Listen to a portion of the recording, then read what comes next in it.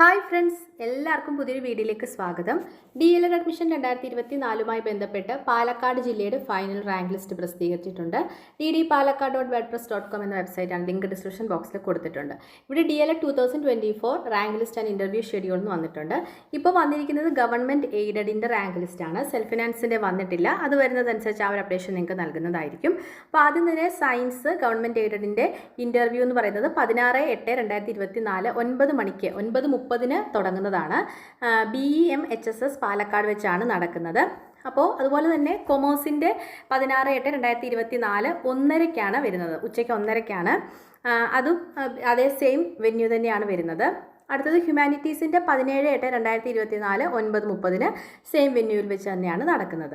Okay, അപ്പോൾ എല്ലാവരും, അതായത് ഈ ഒരു റാങ്ക് ലിസ്റ്റിൽ ഉൾപ്പെട്ട എല്ലാ വിദ്യാർത്ഥികളും, ഷുവർ ലിസ്റ്റിലും വെയിറ്റിംഗ് ലിസ്റ്റിലും ഉൾപ്പെട്ട എല്ലാ വിദ്യാർത്ഥികളും എല്ലാ ഡോക്യുമെൻസിൻ്റെയും ഒറിജിനലായിട്ട് ഇൻ്റർവ്യൂവിന് പോവുക. തൊട്ട് താഴെ സയൻസ്, ഹ്യൂമാനിറ്റീസ്, കൊമേഴ്സിൻ്റെ തമിഴ് മീഡിയത്തിൻ്റെയും ഇൻ്റർവ്യൂ ഷെഡ്യൂൾ കൊടുത്തിട്ടുണ്ട്. 17/8/2024 1:30 ഈ സെയിം വെന്യൂവിൽ വെച്ച് തന്നെയാണ് നടക്കുന്നത്. ആ ഒരു റാങ്ക് ലിസ്റ്റ് ചെക്ക് ചെയ്യാനായിട്ട് ഇവിടെ നിങ്ങൾക്ക് സയൻസ് ഗവൺമെൻറ് എയ്ഡ് എന്നുള്ളത് നിങ്ങൾ ജസ്റ്റ് ക്ലിക്ക് ചെയ്യുക. അപ്പോൾ ഇവിടെ ആദ്യം തന്നെ ഷുവർ ലിസ്റ്റ് ആണ് കൊടുത്തിരിക്കുന്നത്. ടോട്ടൽ സീറ്റ്, അതുപോലെ ഓരോ കാറ്റഗറിക്ക് എത്ര സീറ്റാണ് എന്നുള്ള കാര്യങ്ങളൊക്കെ അവിടെ കൊടുത്തിട്ടുണ്ട്.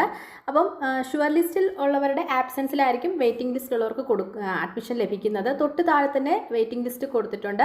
അവിടെ ജനറൽ വെയിറ്റിംഗ് ലിസ്റ്റ് എന്ന് പറഞ്ഞ് കൊടുത്തിട്ടുണ്ട്. ജനറൽ എന്ന് പറയുമ്പോൾ അതിനകത്ത് എല്ലാ കാറ്റഗറിയിൽ വരുന്നവരും ഉൾപ്പെടും. അതാണ് ജനറൽ എന്നുള്ളതുകൊണ്ട് ഉദ്ദേശിക്കുന്നത്. അതിൻ്റെ തൊട്ട് താഴെയായിട്ട് ഓരോ category wise supplementary waiting list കൊടുത്തിട്ടുണ്ട്. ഓക്കെ, അതായത് വെയിറ്റിംഗ് ലിസ്റ്റാണ്, അത് ഒരു കാറ്റഗറി വൈസ് ആണ് കൊടുത്തിരിക്കുന്നത്. നിങ്ങൾക്ക് കാണുമ്പോൾ മനസ്സിലാവും.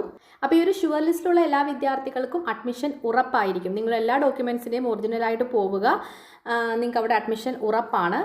നിങ്ങൾ പറയുന്ന കോളേജിൽ അവിടെ വേക്കൻസി ഉണ്ടെങ്കിൽ ആ ഒരു കോളേജ് നിങ്ങൾക്ക് അവിടെ അലോട്ട് ചെയ്ത് നൽകുന്നതായിരിക്കും. ഇനിയും ഷുവർ ലിസ്റ്റിൽ ഉള്ളവരുടെ ആബ്സെൻസിലായിരിക്കും വെയിറ്റിംഗ് ലിസ്റ്റിലുള്ളവർക്ക് അഡ്മിഷൻ ലഭിക്കുന്നത്. അപ്പം വെയിറ്റിംഗ് ലിസ്റ്റിലുള്ളവർ ശ്രദ്ധിക്കേണ്ട ഒരു കാര്യം, നിങ്ങളിപ്പോൾ വെയിറ്റിംഗ് ലിസ്റ്റിലുള്ള വിദ്യാർത്ഥികൾ ഏതെങ്കിലും കോളേജുകളിലൊക്കെ ഓൾറെഡി അഡ്മിഷൻ എടുത്തവരാണെങ്കിൽ നിങ്ങൾ TCയും CCയും ഒന്നും ഇപ്പോൾ ഇൻ്റർവ്യൂവിന് പോകുമ്പോൾ കൊണ്ടുപോകേണ്ട ആവശ്യമില്ല. നിങ്ങൾക്ക് അഡ്മിഷൻ ഉറപ്പായതിനു ശേഷം മാത്രം നിങ്ങൾ ആ ഒരു കോളേജിൽ നിന്നും TCയും CCയും ഒക്കെ നിങ്ങൾ വാങ്ങിയാൽ മതി. ഓക്കെ, അപ്പോൾ ആ ഒരു കാര്യം നിങ്ങൾ ശ്രദ്ധിക്കുക. വെയിറ്റിംഗ് ലിസ്റ്റിലുള്ളവരും തീർച്ചയായിട്ടും പോകാൻ ശ്രമിക്കുക.